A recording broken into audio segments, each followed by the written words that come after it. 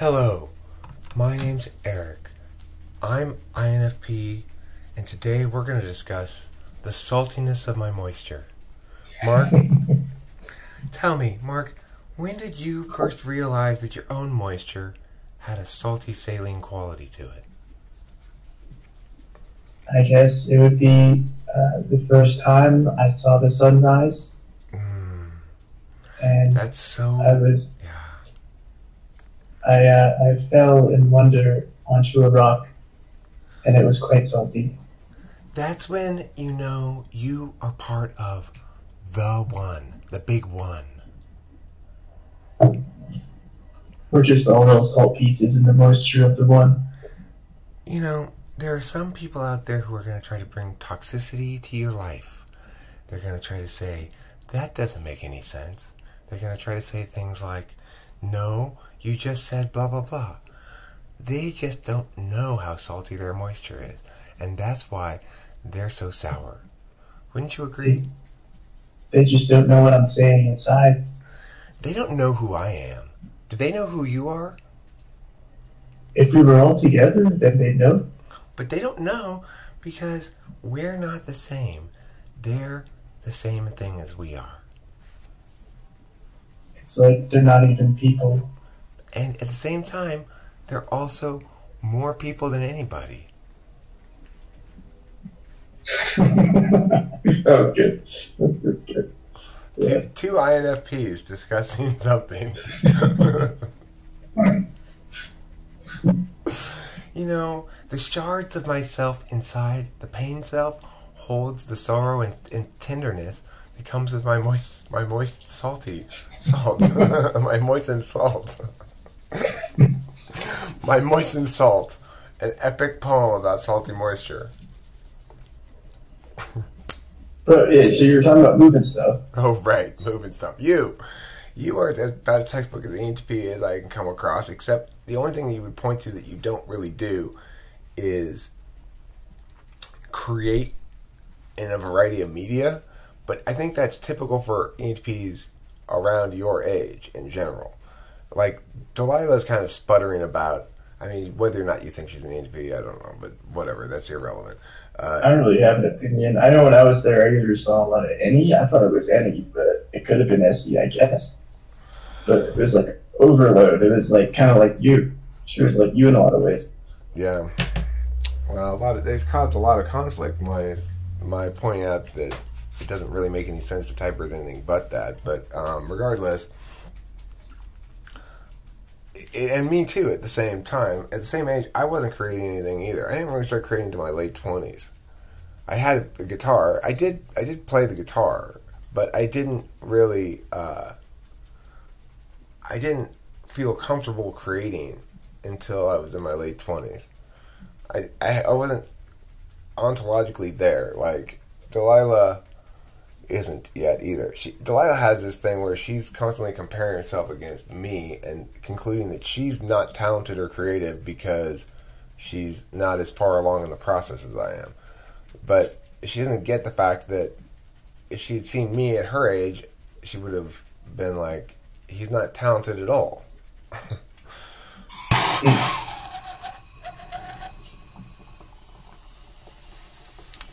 It has to do with young people being a lot further along now, though, than I was at that age. It's like, today's 23, 24-year-old, 20-year-old, or whatever is vastly more advanced than in my generation at that age. So there's that as well. But the thing is, the reason I think you're an ENTP is because, well, I mean, look at the playing around with the salty moisture. It's like you got the general theme of it, and you know how to cast about and just grab whatever and fit it into there on the fly. It goes naturally with your way of being. Now, you may not be practiced at it exactly, but it's comfortable for you. And to the extent that it's uncomfortable, it's an FE thing. You're like, well, I don't want to push it too far because then it'll become awkward and then that'll make me feel uncomfortable. Yeah, I mean, that's basically what I get nervous about. I do get nervous, but it's like... Right. It's textbook like social ENTP. stuff, and I don't know what to do with that. It just kind of like frees up, I guess. Well, that develops over time. You get a sense of like, I mean, the thing is, what I've always done with that sort of thing is if I feel like it's going in that direction, I always address it directly and talk it to death, or usually. And I don't know if that works exactly, but over time it's honed my instincts a bit on that regard. But regardless, we never stop pissing people off. We never do. I obviously haven't. Yeah, no, I'm not really worried about that. And it's only with some things. Like if I was to give a, like if somebody needed to give a 10-minute speech on the Amazonian rainforest canopy for 10 minutes, and they needed to go, and they needed me to BS for 10 minutes, like I could do that. I would be nervous about that because I'm talking about something that's Yeah, so it's not like creative necessarily. It's like it's talking about something. hey, Mark, I'm in the middle of this speech about possible reforms to the criminal justice system in the state of Arkansas, but my wife's water just broke. I got to run to the hospital. Can you fill in the last 10 minutes of this? Just cover, just general stuff that we should do differently, or we should do differently if that's the case in Arkansas. Can you just sort of fill that in for 10 minutes for me? You wouldn't have any problem at all. Yeah, and I could do that. And I'd be more comfortable doing that than I would in like a, I don't know, creative situation where I have to come up with some sort of art form on the fly. Right. Well, because the art form is, I don't know, because it's more personal, and therefore it's more like it can be attacked more. The art form is more FE. The art form's more FE. The lecture is more TI. That's what. Yeah, and then if somebody attacks the lecture, you can defend it. Like I can make arguments about that. If somebody attacks the art form, well, I can't really defend it. It's not something you defend. It's just something you present. So. What was a very instructive distinction for me in terms of FE and TI is the way Kim and I approached the woodpile thing that we got all the wood from. So we both thought it was a good idea to go talk to the guy because he wasn't very far away from where we were, and I sort of started taking the wood before we talked to him. But then I said, hey Kim, you should go talk to this guy. And what I told her was, and this is what you should say. I just want to double check that you're throwing this wood away. And the reason I said she should say it like that is because obviously it positions it as though it's obvious you are, so we're just double checking. So if it turns out you aren't, that's your bad, not ours, right? Yeah. And it positions the arguments for why I'm already started taking it despite not asking you ahead of time. So that if you do go, no, I'm not throwing it away, and why are you taking it? Then I'm going to say, well, number one, you saw me taking it and didn't say anything to stop me. Number two, it appears as though you're throwing it away. It's here. It's trash day. It's next to the trash can. It's blah, blah, blah, blah, blah, out here in the street. I was ready to make all those arguments to defend myself from accusations of wrongdoing.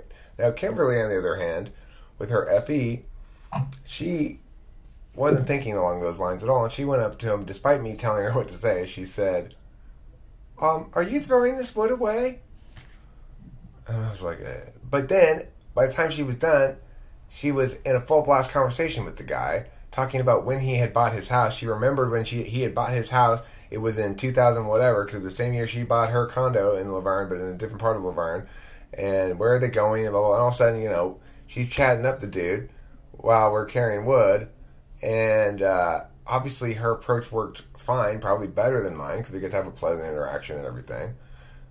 And so it shows you that even though mine is the smarter tactical move, if somebody's going to be oppositional, avoiding the opposition in the first place is certainly an equally valid approach. That's interesting that you said it was TI, because I was thinking about that too. So, for instance, like Hannah will say things that she doesn't need to say, or say things that aren't, the other person doesn't need to know, and it puts us in a bad situation if they do know at that time. Yep. And it's just not tactful at all. And it's like, well, we could have mentioned that later, but we need to say these things first. And I was thinking that as like a TE thing because it's looking at the I don't know, the result of what you want out of the conversation or the interaction. And I guess it's and then ordering things appropriately because of that. So I was thinking that's like a polar TE thing. I don't know. Well, FE is how TE polar people do things. It's like everybody has to have some sort of how to do things, right? And so when TE is about how to do things, it's about yourself figuring out how to do things. When FE says, I won't figure out how to do things, I'll ask somebody else. And so it's like their FE is how they accomplish things. And that means, and typically it'll go along the lines of, instead of trying to strategize with TI, they simply present what they think is going to be the most effective FE posturing. It's either submission, or it's indignation, or it's appeal to someone's kindness, or it's friendliness, or whatever. And so then they present that FE thing. So what's happening is they're analyzing it in a much more blocky fashion than you and I are analyzing it. We're thinking about the potentialities. But they're SI, they're NE polar. They're not NE polar. I mean, they're NE fourth. So they're not thinking about the possibilities. They're thinking about what block they want to use. And and they choose to use the friendliness block. Then she's going to go up to him and say, "Are you throwing the wood away?" She's not going to say, "I'm just double checking," like Eric told her to. Yeah, like with this graphics card thing, I think it's the graphics card that's busted. I'm not sure. It could be other things as well, or something else completely. I'm going to go get a graphics card, and then she's like, "No, we need to ask more people. We need to, get more opinions on it." Like they don't know. They know as much as I do. Like they're going to be just as lost as it's like a hardware problem. It affected multiple units within the thing. I have reasons to believe it's the graphics card, that if I told somebody what was going on, they would say the same thing. So I asked a couple people already about it, and I don't need to ask more people. Like the people I asked are pretty knowledgeable about this kind of stuff. So I mean, in the ideal situation, I think the ISFJ learns to replace other people perspectives and sort of grant you the status of representing other people, because after all, we're the ENTP. We're very smart at realizing what everyone's possible expression of thing could be, right? So we understand how everybody else might use a given set of words either to work in our advantage or against us. That's what we do intuitively all the time, is we go around and everything that we encounter, we think, well, if I say this, then they might say man. And it's like it's not even that conscious. It's sort of, I don't know how it is for you, but for me, it's like little nubs of that. It's like I'll go, well, we should go talk to him. Double check. The word just popped in my head, double check, and then I'll know right then, oh, okay, all the specifics of why you want to do it. The thing I explained to you, I don't explain to myself. The thing that I explained to you that was like, well, here's why you use this word instead of something else. I don't understand that whole thing laid out like that until later when I explained it. But I know in a nutshell why we would approach it with double check. And I've considered, what's the worst case words? Worst case words are, he comes up and accuses us of stealing this. So what are my things? How do those arguments end up? And then once I'm sure I'm going to win all those arguments, then we're good to go. Yeah, I get that. I understand that. I mean, sometimes I'll deliberate with myself for a little bit. Like I could say, well, there's two things I could say that I'd probably be on pretty firm ground with, and then I'll think about it. What would they say back and forth? A few steps ahead, because at some point, normally one's going to be able to continue longer than the other one. Right. Well, you reach an end or a contradiction or a circular point or something like that, and you have them cut off, and so and that gets faster as time passes. So your ability to what's called bottlenecking in IT or in artificial intelligence, in AI. Bottlenecking is this process by which basically you take a complex thing that's full of rich data and you compress it down to a sort of pixelated version of it, whatever it is, visual or non-visual or whatever. It's the distillation down to what you remember from a complex set of things. So it's saying, okay, I can't remember everything from this conversation forever, so I'm going to leave out, I'm not going to remember the temperature of the air, for example. I'm not going to remember that my elbow right now is kind of sore. I'm not going to remember how many cigarettes I smoked. I am going to remember all the words that everybody says. I'm going to remember not the exact words, but the essence of the idea they were expressing. And I'm going to have enough of a link to the exact words that if later on I have reason to call back this thing that they said for utility, it will somehow pop into my head. And I'm not going to remember anything else about the rich experience of being here in this moment except that shit. Yeah, that I do that. And then Anna will be like, how do you remember what was said or what I said or what you said? You don't remember blah, blah, blah. Well, because those blah, blah, blah doesn't matter. What we say does. According to us, that's the ENTP nature, is to shed away from life. And I think some of us do it more completely than others. I think I do it a ton. I don't remember anything except the distilled symbolic meanings of things, really. I can't remember experiences. I can't visualize faces. The exception is music. I retain some sense of the value of the experience of it more completely than I do with anything else. And I seek the experience of it more than I seek the experience of anything else that's non-communicative. So that's the one exception for me. That's the one other thing I get in high res. I get music in high res, and I get ideation as fast as you can get it. And I sacrifice resolution in all other areas to be as low as I can get it, basically.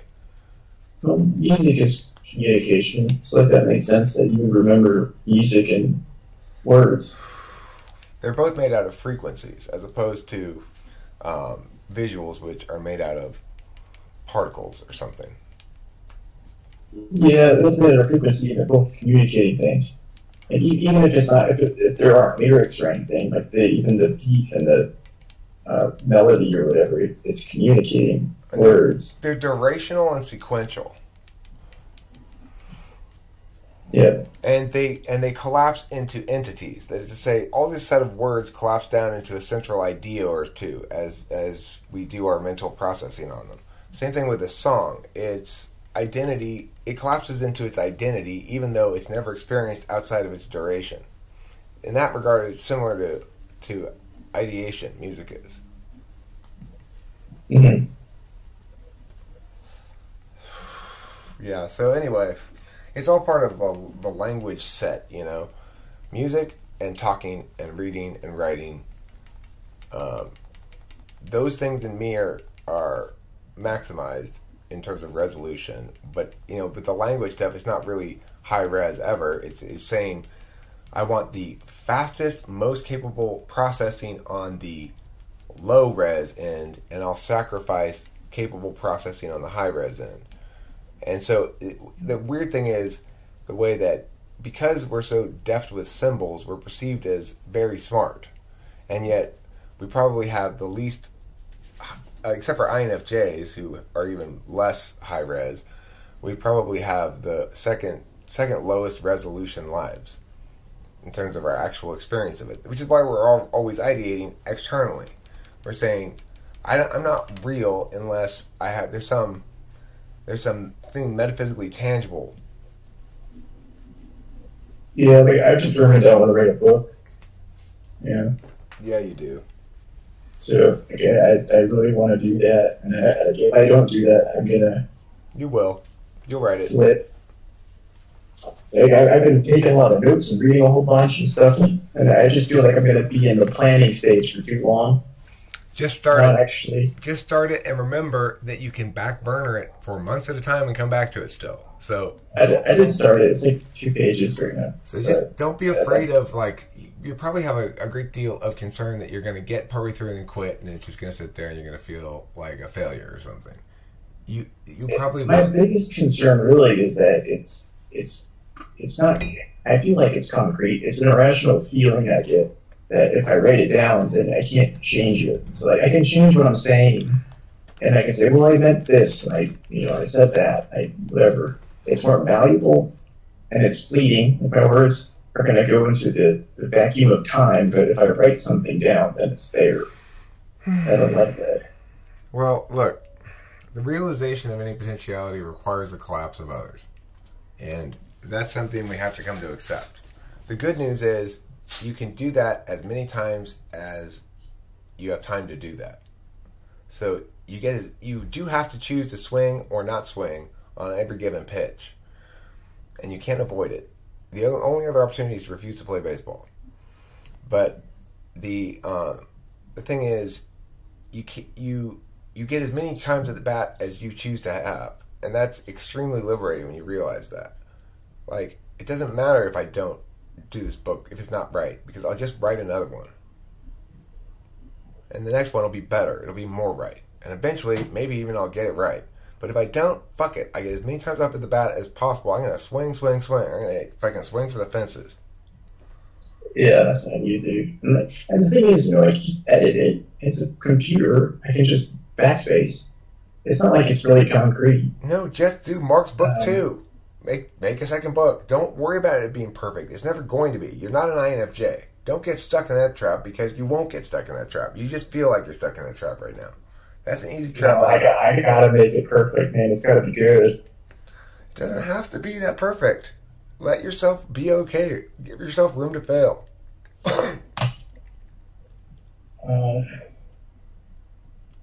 You're better off that way. Trust me. Otherwise, you'll be stuck. Yeah, I've been stuck for too long. You can't compare yourself against the ideal. Sorry, Rodver, go ahead. I was going to say, I'll say that you can split the difference. You don't have to not improve once you've, first drafted a thing. But you can't make it perfectly perfect, so you have to get it to a point where you accept it as good enough. I do agree you should do editing and stuff if you're serious about getting published, but I'm saying you're worrying about that shit. You should be worried instead just about the joy that you can take in getting out all the shit that's inside of you. Realizing that joy, first of all, and then try to make the shit into nice little piles, But I think that'd be a great feeling. I just never had it before. Go ahead, Audra. I said you can make whatever it is and then figure out exactly what it is after you've already made it. True. That'll. Yeah, that's true. Don't get caught up in your image of it. No, I agree with that. Like, I've always found that if I focus on the image of it, then it ends up being worse than if I just did piecemeal. Like, What you're trying to say is if you try to consciously use your NI, you have problems. And I think we all know that is true for all of us. We can't really consciously use our NI. So we just have to NE and keep in mind that our NI will tell us things periodically. I think Audra would agree with this. That when you're writing or when you're making a song or something and you find the right spot, your NI will alert you to it. If you're trying to know ahead of time what your NI is going to tell you, then you're trying to NE your way through your NI, and it won't work. You just overload it. Yeah, it just doesn't work. So you just got to let your NE do its thing, be comfortable with it spreading out random shit, and trust your NI to go. That's the nugget, the golden nugget right there, amongst the trash. It's like the way I would describe mine, like when I'm writing, is like it's secretly like encoding a secret message in all the crap that my NE's spitting out. And then, like, somewhere down the road, it points it out and it goes, look at all this stuff I put here. And you're like, oh, yeah, that totally makes sense. Thanks, man. Right. Yeah, those are called dark arguments. When you realize later why you must have done this thing, even though you had no idea why you were doing it at the time. Yeah. Yeah, I have been deemed, I was Yaylorianly bestowed the title of Prince of Dark Arguments. And I thereafter determined that's what dark arguments mean, and it refers to that exact thing. It's basically how your NI will do things without your knowledge, and then you get to reap their benefits later on when you become aware of them. I read always like that. So makes it great fun. You're like, oh, surprise. You're like, yeah. It's like I'm writing it, but at the same time, it's like there's something else wrong. It's like there's an unconscious and a. Well, it's why throughout history, artists have always said that, a lot of artists have said that it's not coming from them, they're not creating it, they're simply channeling God. Mm-hmm. Which I think is it just that feels like a correct statement to me. And a lot of, for shit that's right. You know, when sometimes something comes out of you that's absolutely right. And when that happens, and it's most notable in a song, right? A song can either be like correct or this not quite there or totally a fucking mess or whatever, you know? And the fact that there are actual distinctions in quality and resonance and choices are either better or worse artistically is indisputable by any artist who's making anything with any effort at all. So it's like they're all behaving thusly. That's what it means to make art. And as a consequence, you know, sometimes you channel it purely and you get something like, you know, I'm Dreaming of a White Christmas. Whoever wrote that, before they wrote it, that song didn't exist. It's hard to think of a world in which White Christmas doesn't exist. It's such a essential and archetypal Christmas song. Mm-hmm. Yeah. Or it's a beat. What's that other song? It's called Kwanzaa. Kwanzaa. Wonderful time of year. I can't imagine life before that song. Kwanzaa, wonderful time of year. Chinky, chinky, You should make a Kwanzaa song, you should do it. Cause the African American neighbors and friends and family are near. Yeah, that was such a classic. That's a classic, no doubt about that. Alright, well, that's it for this video. I thought that was a very interesting video. It lasted a total of 27 minutes and 58 seconds of 94% gold, 6% assorted baser metals. Any last words from the assembled ENTPs before we bid the audience adieu?